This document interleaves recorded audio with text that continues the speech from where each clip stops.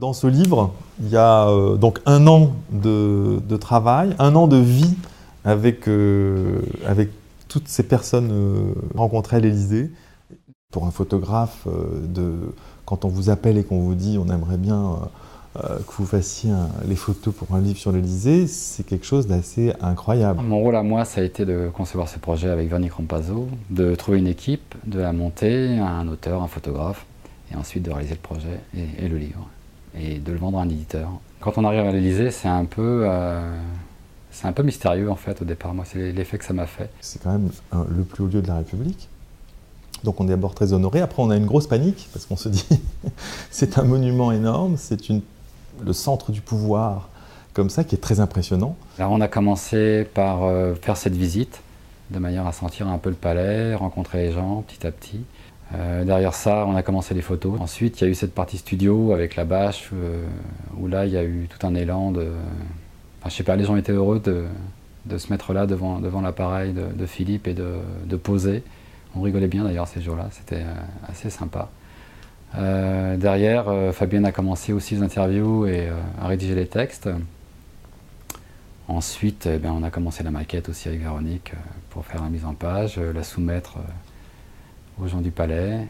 Et derrière ça, il y avait aussi, en même temps, il y avait les négociations avec les différents éditeurs parisiens de manière à pouvoir sortir le livre en librairie. Patrick Le Sieur m'a demandé d'écrire les textes du livre, ce qui comporte 3 volets. En fait, il y a une partie, un avant-propos historique, il y a également toute une partie sur le patrimoine. En fait, visite guidée en images, donc, mais également en mots à travers tous les salons et les jardins du palais. Et enfin, une 3e partie sur tous les corps de métier donc, qui sont représentés à l'Élysée. Donc c'est une partie plus reportage journalistique. C'est un endroit où il a fallu que je me serve de toutes mes ressources. C'est-à-dire qu'il fallait faire du portrait. Donc, le portrait est un exercice très particulier. Il fallait aussi que je fasse de la déco, ce qu'on appelle dans notre jargon la déco, c'est-à-dire photographier le patrimoine, le bureau du président, l'Élysée en lui-même, le parc. Il fallait que je fasse du reportage, c'est-à-dire m'immerger vraiment avec les cuisiniers, avec les argentiers, avec les lingères, sans les déranger, en faisant en sorte que la photo soit vraie. Donc il faut aussi être capable de vraiment se fondre et retrouver pareil un peu d'émotion. Ce qui m'a été plus difficile, c'est la partie patrimoniale. Je vous ai parlé tout à l'heure des murs et des tapisseries et des fauteuils. Je voulais vraiment arriver à faire revivre l'histoire. Et là, du coup, j'ai dû vraiment faire un gros travail de documentation. Reste que c'était pas évident pour chaque salon d'arriver à trouver un angle original, de raconter une histoire, de faire en sorte que les murs qui ont des oreilles parlent. J'ai été assez étonné et bluffé par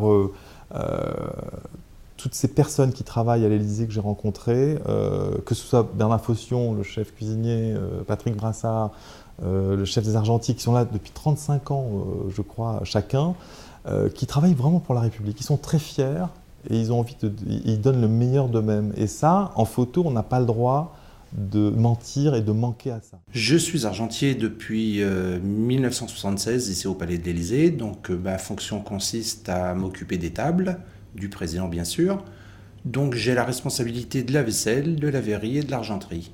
Alors avec Philippe on a passé un très bon moment, on l'a pratiquement jamais vu, toujours derrière nous bien sûr, mais franchement très discret, et les photos qui ressortent de ce livre sont magnifiques. Pour nous, le service argenterie, on est très content parce que ça nous permet de montrer donc, aux Français tout ce que nous possédons au niveau aussi bien de la vaisselle, de la verrerie, de l'argenterie, le métier de l'art de la table qui est très bien considéré ici au Palais de l'Élysée. Patrick Brassard, donc le chef argentier, il me sort toutes les assiettes en porcelaine de Sèvres et qui m'explique que donc il faut une cuisson pour chaque couleur, que le contour est en feuille d'or et poli à la pierre d'agate. Ensuite, il retourne l'assiette, il me montre qu'il y a le tampon de la manufacture de Sèvres, également la date de fabrication de l'assiette et également des initiales qui sont toujours les initiales de l'artisan qui a fait cette assiette. Alors, il faut savoir que certaines d'entre elles remontent à 1840 et il m'explique que voilà, il faut respecter ces assiettes parce que Derrière, il y a un énorme travail de tous ces artisans qui ont mis leur cœur. Je suis donc responsable de l'atelier fleuriste, mais je suis au Palais depuis 1996. Nous sommes 4 donc, pour gérer toutes nos réceptions. C'est tout le palais qui a été mis en valeur par cet ouvrage. Et puis nous, on est très contents parce que ça permet de voir qu'il y a plein de métiers, que le palais, ce n'est pas qu'un lieu avec un président et des réceptions. Il y a plein de métiers différents qui sont là pour que tout se passe bien et que tout le monde soit content. Chacun a amené sa petite touche avec nous, les fleurs, les lingères avec leurs nappes. Enfin bon, voilà. Je veux dire, c'est des photos qui sont originales, qui sont belles. Ce sont des gens passionnés. Et en plus, qui ont une gestion des fleurs. C'est-à-dire qu'elle voulait m'expliquer, elle me disait, vous savez, on fait des économies. Les fleurs, quand on fait un grand événement, les fleurs sont toutes reprises, rien n'est jeté. Et jusqu'à la fin, on les remet dans les bureaux, on les remet, on redécore derrière avec. Il y a une vraie gestion à la fois de la beauté des bouquets et de leur économie. Je suis le responsable de l'équipe des jardiniers de la présidence de la République. Nous nous occupons principalement du grand parc de l'Élysée, mais aussi des jardins à côté, comme celui de l'hôtel Marigny, le jardin du Deux et d'autres petits jardins appartenant à des résidences présidentielles. Notre travail, c'est quand même l'entretien régulier de ces jardins. C'est la première fois où on a un livre qui traite logiquement et quasiment entièrement de tous ces métiers qui composent la grande maison de l'Élysée. Ils avaient tous envie de s'habiller, de venir avec une jolie veste, une cravate ou un costume. Et moi, je leur ai dit non, surtout pas. Venez de la façon dont vous travaillez. Voilà, je voudrais que, voilà, ils voulaient nettoyer leurs outils. Je voulais pas qu'ils les nettoient. Je voulais avoir la terre, les petites feuilles qui restaient. Ça, je trouvais ça très joli. Et je voulais vraiment, encore dans l'idée d'être vrai et donc forcément un peu fort.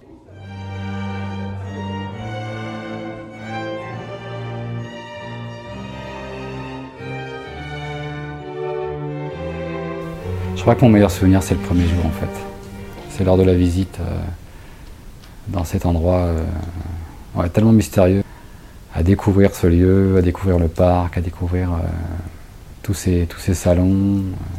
Et le moment le plus fort, évidemment, c'est quand on rend la copie. Il y a Franck Louvrier quand même qui est derrière tout ce projet-là et qui va réceptionner le premier exemplaire et les premières maquettes. Et là, on attend le verdict. J'ai été très soulagé de savoir qu'il était très content et que le livre plaisait énormément.